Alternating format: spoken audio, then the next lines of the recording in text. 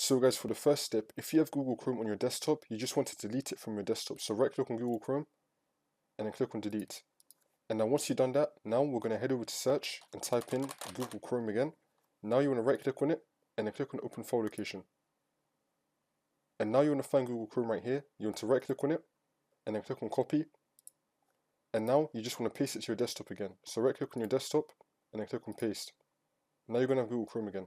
Now you want to right click on Google Chrome and then click on properties and then make sure that you're in the shortcut tab.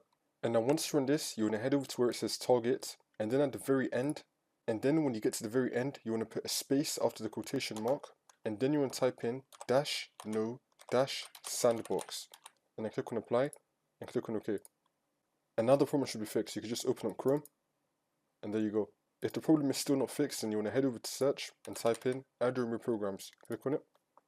Now once you're on this, you want to scroll down until you find Google Chrome. You want to click on the three dots and then click on uninstall, and then you want to uninstall it.